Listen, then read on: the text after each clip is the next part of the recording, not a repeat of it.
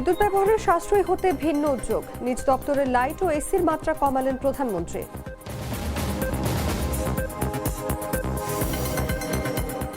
ঘরমুখী মানুষের ঈদযাত্রা নির্বিঘ্ন করতে নতুন সিদ্ধান্ত। ঈদের ছুটির 7 দিন, 18 মার্চ ছুটি ঘোষণা।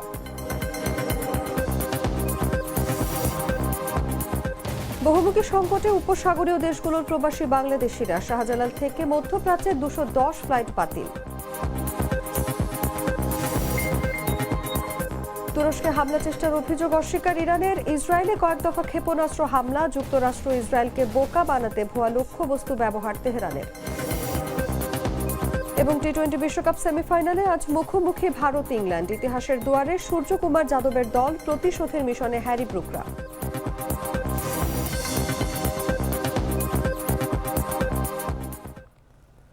এতক্ষণ শুনছিলেন সংবাদ শিরোনাম। দর্শক, আমন্ত্রণ দুপুর 3টার সংবাদে। সঙ্গে আছে আমি অনুভা বিশ্বাস।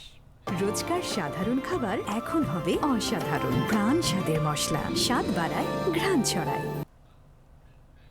চলে যাচ্ছি পুরো খবরে। বিদ্যুৎ ব্যবহারে সাশ্রয়ী হতে সচিবালয়ে নিজের কক্ষের অর্ধেক লাইট ও শীতাতপ নিয়ন্ত্রণ যন্ত্রের মাত্রা কমিয়ে দিয়েছেন প্রধানমন্ত্রী তারেক রহমান। একই সঙ্গে তিনি সব মন্ত্রণালয় ও প্রতিষ্ঠানকে বিদ্যুৎ ব্যবহারে সাশ্রয়ী হওয়ার পরামর্শ দিয়েছেন। বৃহস্পতিবার সকালে প্রধানমন্ত্রীর অতিরিক্ত প্রেস সচিব আতিকুর রহমান রুমন এই তথ্য জানান। তিনি বলেন, প্রধানমন্ত্রী সকাল 9টা 10 সচিবালয়ে নিজের দপ্তরে আসেন। তিনি অফিসে এসে নিজের কক্ষের 50% লাইটের সুইচ অফ করে দেন এবং এসির বিদ্যুৎ প্রবাহ 25.1 মাত্রায় নিয়ে আসেন। এই মাত্রায় নিলে বিদ্যুৎ খরচ কম হয়। রুমন বলেন, শুধু তাই নয়, প্রধানমন্ত্রী মন্ত্রী পরিষদ কক্ষে মন্ত্রিসভার বৈঠকে প্রবেশ করেই কক্ষের অর্ধেক লাইট বন্ধ করে দিতে এবং এসির মাত্রা কমিয়ে দিতে বলেন। অতিরিক্ত প্রেস সচিব বলেন, প্রধানমন্ত্রীর এই ব্যতিক্রমী উদ্যোগের পর তার দপ্তরের সব কক্ষে তাৎক্ষণিকভাবে অর্ধেক লাইট বন্ধ এবং এসির মাত্রা কমানো হয়।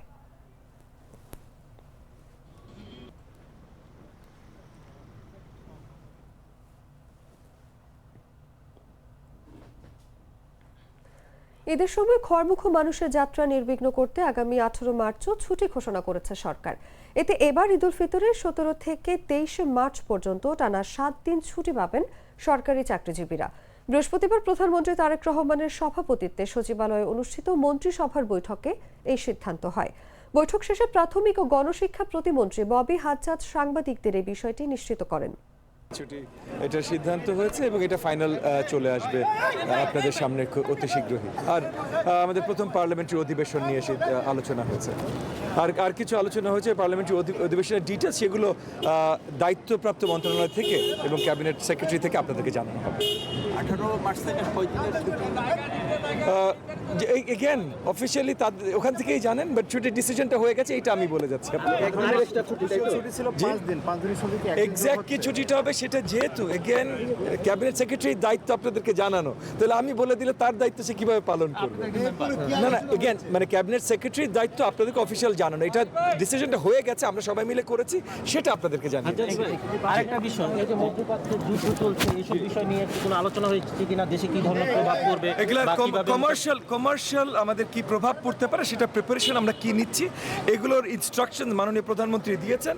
অর্থ মন্ত্রণালয়গুলো খুব শীঘ্রই এগুলো ইনস্ট্রাকশনের প্রেক্ষিতে তাদের ডিটেইলড অ্যানালিসিস এবং ডিটেইলড আপনার কি বলো না অ্যাডভাইস মাননীয় প্রধানমন্ত্রীকে প্রদান করবেন। তারপর আমরা ত্রয়োদশ জাতীয় সংসদ নির্বাচনে বাগেরহাট 1 সংসদীয় আসনের প্রাপ্ত ভোট পুনর্গণনার নির্দেশ দিয়েছেন হাইকোর্ট।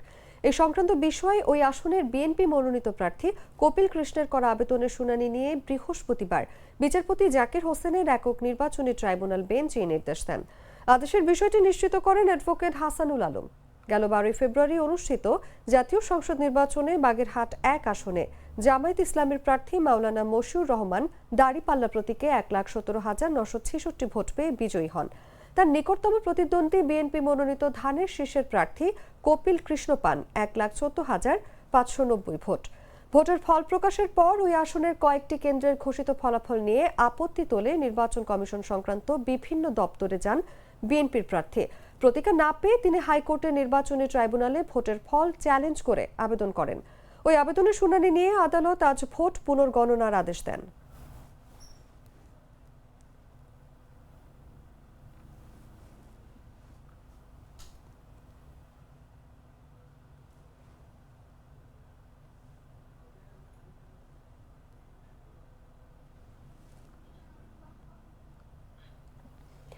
খুলনা নগরীতে মাসুম বিল্লা নামে এক শ্রমিক নেতাকে প্রকাশ্যে গুলি ও কুপিয়ে হত্যা করেছে দুর্বৃত্তরা। ঘটনাস্থল থেকে স্থানীয় জনতার সহায়তায় পুলিশ অশোক ঘোষ নামে এক হত্যাকারীকে অস্ত্রসহ আটক করে। বুধবার রাত আনুমানিক 9:15টার দিকে খুলনা নগরীর ডাক বাংলো মোড়ের জুতার শোরুম বাটার দোকানে এই ঘটনা ঘটে। পুলিশ সূত্রে জানা যায়, নিহত মাসুম বিল্লা রূপসা বাগেরহাট আন্তঃজেলা সড়ক পরিবহন শ্রমিক ইউনিয়নের সাবেক সভাপতি। তার বিরুদ্ধে হত্যা ও অস্ত্রসহ একাধিক মামলা রয়েছে। ঘটনার সময় মাসুম বিল্লা তার মেয়েকে নিয়ে ডাকবাংলো মোড়ের বাটার শোরুমে আসেন। সেখানে পৌঁছানোর সঙ্গে সঙ্গে পূর্ব থেকে ওত পেতে থাকা সন্ত্রাসীরা তার উপর গুলি চালায়। 3টি গুলি বিদ্ধ হয়ে মাসুম বিল্লা লুটিয়ে পড়েন। স্থানীয়রা উদ্ধার করে খুলনা মেডিকেল কলেজ হাসপাতালে নিয়ে গেলে কর্তব্যরত চিকিৎসকরা তাকে মৃত ঘোষণা করেন। অপরদিকে গুলি করে পালানোর সময় অশোক ঘোষ নামে একজনকে আটক করে পুলিশ। তার কাছ থেকে একটি বিদেশি পিস্তল ও গুলি উদ্ধার করা হয়েছে।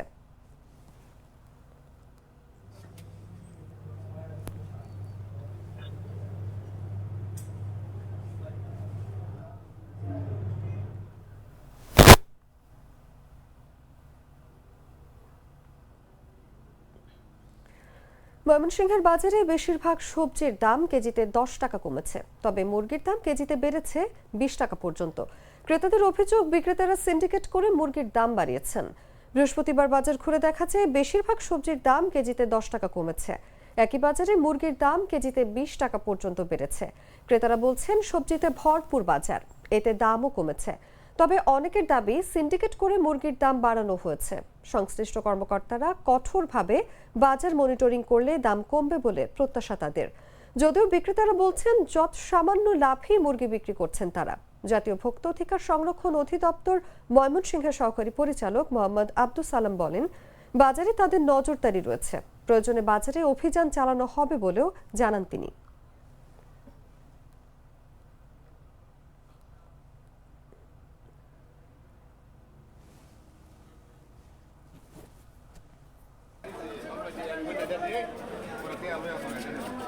বাছাইকৃত লাল সরিষার দানা থেকে তৈরি হয় প্রাণ সরিষার তেল, আসল ঝাঁঝে আসল স্বাদে। ইসরায়েল, যুক্তরাষ্ট্র ও ইরানের পাল্টাপাল্টি হামলায় চরম অস্থিরতা বিরাজ করছে বিশ্বে। উপসাগরীয় 6টি দেশে যুক্তরাষ্ট্রের ঘাঁটি থাকায় সংঘাত ছড়িয়ে মধ্যপ্রাচ্য। নিরাপত্তা, জ্বালানি ও শ্রমবাজারে বাড়ছে অনিশ্চয়তা। সরাসরি প্রভাব পড়ছে এই অঞ্চলে কর্মরত বাংলাদেশি শ্রমিকের উপর। বহুমুখী সংকটে দেশগুলোতে থাকা লাখ লাখ কর্মী। খোঁজ নিয়ে জানা যায়, এরই মধ্যে যুদ্ধের প্রভাবে দুবাইয়ে একজন ও বাহরাইনে একজন বাংলাদেশি শ্রমিক নিহত হয়েছেন। আহত হয়েছেন আরও অনেকে। এছাড়া বহু বাংলাদেশি কর্মী উপসাগরীয় দেশগুলোতে উড়োজাহাজের টিকিট কেটেও দেশে আসতে পারছেন না। আবার বাংলাদেশে ছুটিতে এসে বিপাকে পড়েছেন বহু কর্মী। বাংলাদেশের প্রবাসী শ্রমিকদের বড় অংশ কাজ করে সৌদি আরব, সংযুক্ত আরব আমিরাত, কাতার, কুয়েত, ওমান ও বাহরাইনে। এই 6টি দেশেই যুক্তরাষ্ট্রের ঘাঁটি রয়েছে। সবশেষ 2025 সালে এই দেশগুলোতে শ্রমিক গেছে 9,19,435 জন। বিএমইটির একটি সূত্র বলছে, এই 6টি দেশে বর্তমানে 60 লাখেরও বেশি শ্রমিক বর্তমানে কাজ করছেন। এদিকে মধ্যপ্রাচ্যে থাকা শ্রমিকরা জানান, বাইরে যারা ক্লিনারের কাজ করেন তারা নিরাপত্তা শঙ্কায় আছেন।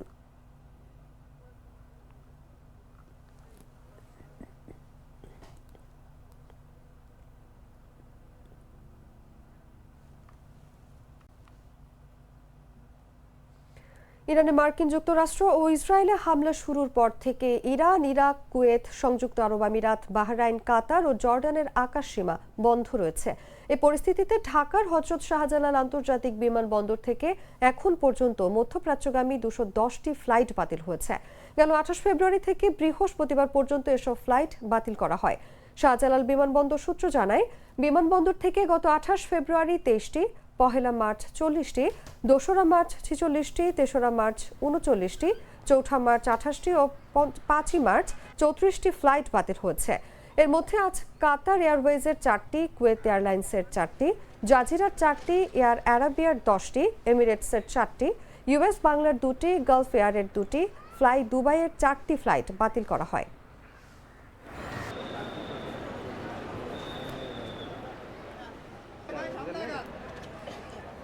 গ্লিটারের টুইন লেমন ও অ্যান্টিব্যাকটেরিয়াল ফর্মুলা বাসনকে চকচকে জীবাণুমুক্ত করে আমাদের দেয় গ্লিটার গ্যারান্টি। জানাবো আন্তর্জাতিক সংবাদ।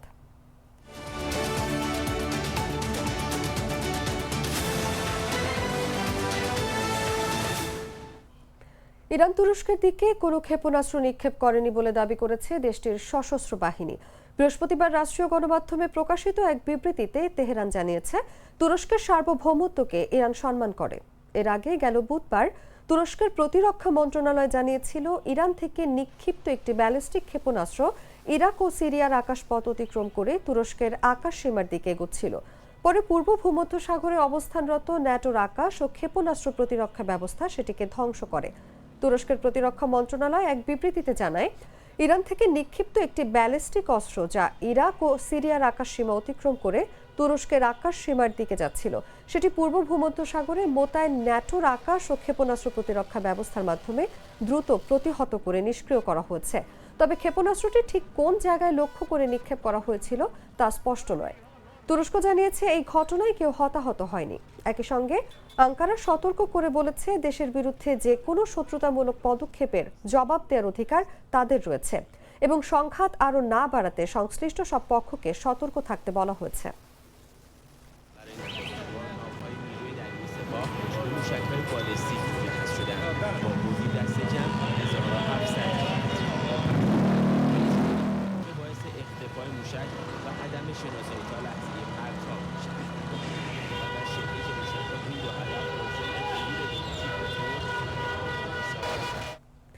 ইসরায়েলে কয়েক দফা ক্ষেপণাস্ত্র ছুড়েছে ইরান। বৃহস্পতিবার সকালে ইসরায়েলকে লক্ষ্য করে ইরান বেশ কয়েকটি ক্ষেপণাস্ত্র নিক্ষেপ করেছে বলে জানিয়েছে দেশটির সেনাবাহিনী। এক প্রতিবেদনের তথ্য অনুযায়ী গত 2 ঘন্টায় ইসরায়েলে 3টি সতর্ক সংকেত দেওয়া হয়েছে। বার্তা সংস্থা এএফপির এক প্রতিবেদক জেরুজালেমে বিস্ফোরণের শব্দ শুনতে পেয়েছেন। ইসরায়েলি ইমার্জেন্সি সার্ভিসেস এজেন্সির বরাত দিয়ে এই সংবাদ সংস্থা জানিয়েছে, ক্ষয়ক্ষতির কোনো খবর পাওয়া যায়নি। সাধারণ মানুষকে এখন আশ্রয় কেন্দ্র ছেড়ে যাওয়ার অনুমতি দিয়েছে ইসরায়েলি সেনাবাহিনী।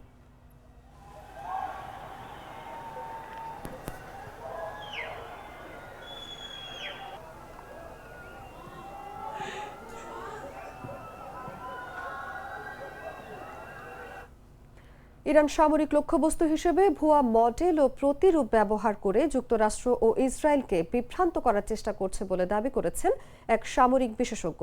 রুশ বার্তা সংস্থা স্পুটনিককে দেয়া সাক্ষাৎকারে সামরিক বিশেষজ্ঞ ও আকাশ প্রতিরক্ষা ইতিহাসবিদ ইউরি নুট বলেন, ইরান সক্রিয়ভাবে ডিকয় বা ভুয়া লক্ষ্যবস্তু এবং প্রতিরূপ ব্যবহার করছে যাতে প্রতিপক্ষ বিভ্রান্ত হয়।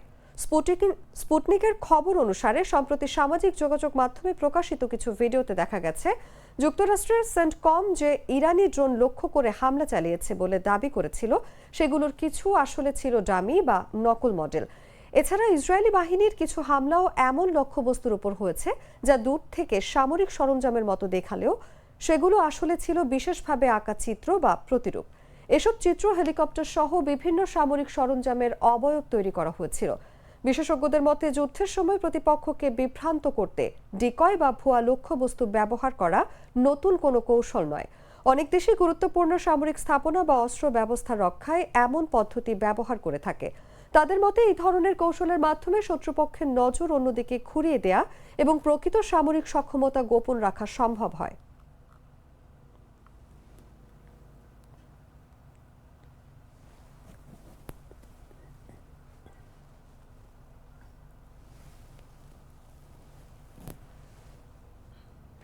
ইরান যুদ্ধের মধ্যেই দক্ষিণ আমেরিকার দেশ ইকুয়েডরে সন্ত্রাসী দমনের নামে যৌথ সামরিক অভিযান শুরু করেছে যুক্তরাষ্ট্র। বুধবার মার্কিন সাউদার্ন কমান্ড জানায়, ইকুয়েডরের সঙ্গে সমন্বয় করে দেশটিতে সন্ত্রাসী সংগঠন হিসেবে চিহ্নিত গোষ্ঠীগুলোর বিরুদ্ধে অভিযান শুরু হয়েছে। এক বিবৃতিতে মার্কিন সাউদার্ন কমান্ডের প্রধান জেনারেল ফ্রান্সিস ডোনোভান বলেন, 3রা মার্চ ইকুয়েডর ও যুক্তরাষ্ট্রের সামরিক বাহিনী দেশটিতে চিহ্নিত সন্ত্রাসী সংগঠনগুলোর বিরুদ্ধে অভিযান শুরু করেছে। তিনি বলেন, এই অভিযান লাতিন আমেরিকা ও ক্যারিবীয় অঞ্চলের অংশীদার দেশগুলোর মাদক সন্ত্রাসবাদের বিরুদ্ধে লড়াইয়ের প্রতিশ্রুতির শক্ত উদাহরণ। বিবৃতির সঙ্গে প্রকাশ করা ভিডিওতে সামরিক হেলিকপ্টারের উড্ডয়ন এবং আকাশ থেকে তোলা নজরদারি ছবিও দেখা যায়। মার্কিন সংবাদ মাধ্যমগুলোর খবরে বলা হয়েছে, আপাতত যুক্তরাষ্ট্র সরাসরি লড়াইয়ে অংশ নিচ্ছে না, বরং ইকুয়েডরের সেনাদের লজিস্টিক সহায়তা ও গোয়েন্দা তথ্য দিয়ে সহযোগিতা করছে। ইকুয়েডরের যৌথ অভিযানের ঘোষণাকে ট্রাম্প প্রশাসনের মাদক বিরোধী সামরিক অভিযানের নতুন ধাপ হিসেবে দেখা হচ্ছে।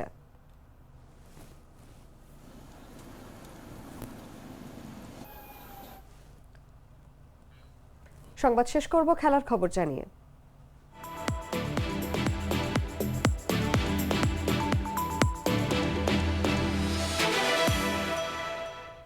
টি-20 বিশ্বকাপের সেমিফাইনালে আবারও মুখোমুখি ভারত ও ইংল্যান্ড। টানা তৃতীয় আসরের শেষ চারে এই দুই পরাশক্তির লড়াই, যা কেবল একটি ম্যাচ নয় বরং দুই যুগের শ্রেষ্ঠত্ব নির্ধারণের মঞ্চ হতে পারে। ভারত বর্তমান চ্যাম্পিয়ন এবং টুর্নামেন্টের শুরু থেকেই অন্যতম ফেভারিট। ঘরের মাঠে খেলছে তারা, আর মাত্র 2 জয় দূরে থেকে ইতিহাসে প্রথম দল হিসেবে তৃতীয়বারের মতো টি-20 বিশ্বকাপ জয়ের স্বপ্ন দেখছে। অন্যদিকে ইংল্যান্ডের অভিযান ছিল আরও টালমাটাল। গ্রুপ পর্বে নেপাল ও ইতালির বিপক্ষে অপ্রত্যাশিত চাপে পড়েছিল তারা। তবুও শেষ পর্যন্ত টানা পঞ্চমবারের মতো সেমিফাইনালে জায়গা করে নিয়েছে ইংল্যান্ড। পরিসংখ্যানে বিশ্বকাপে ভারত ইংল্যান্ড 5 বার মুখোমুখি হয়েছে। ভারত এগিয়ে 3-2 ব্যবধানে, তবে কোনো দলই এখনও টানা 2 বার জেতেনি। সামগ্রিক টি-20 মুখোমুখিতে ভারত 17-12 ব্যবধানে এগিয়ে, বিশেষ করে ঘরের মাঠে শেষ 7 ম্যাচের 6টিতেই জয় তাদের। 2022 সালে অ্যাডিলেডে ইংল্যান্ড 10 উইকেটে জিতে ভারতকে বিদায় করেছিল। 2024-এ গায়ানার পাল্টা জবাব দেয় ভারত, বড় ব্যবধানে জয় পেয়ে। এবার মুম্বাইয়ে যে দল জিতবে তারা কেবল ফাইনালেই উঠবে না, সম্ভবত এক নতুন যুগেরও সূচনা করবে।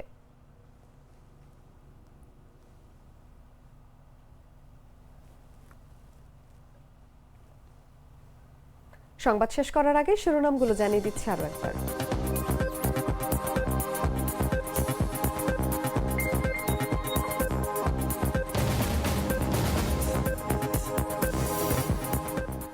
বিদ্যুৎ ব্যবহারে সাশ্রয়ী হতে ভিন্ন উদ্যোগ, নিজ দপ্তরে লাইট ও এসির মাত্রা কমালেন প্রধানমন্ত্রী।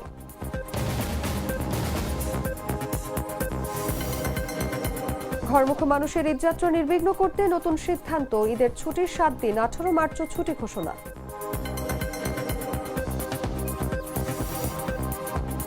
বহুমুখী সংকটে উপসাগরীয় দেশগুলোর প্রবাসী বাংলাদেশিরা, শাহজালাল থেকে মধ্যপ্রাচ্যের 210 ফ্লাইট বাতিল। তুরস্কে হামলা চেষ্টার অভিযোগ অস্বীকার ইরানের, ইসরায়েলে কয়েক দফা ক্ষেপণাস্ত্র হামলা, যুক্তরাষ্ট্র ইসরায়েলকে বোকা বানাতে ভুয়া লক্ষ্যবস্তু ব্যবহার তেহরানের। এবং টি-20 বিশ্বকাপ সেমিফাইনালে আজ মুখোমুখি ভারত ইংল্যান্ড। ইতিহাসের দুয়ারে সূর্যকুমার যাদবের দল, প্রতিশোধের মিশনে হ্যারি ব্রুকরা।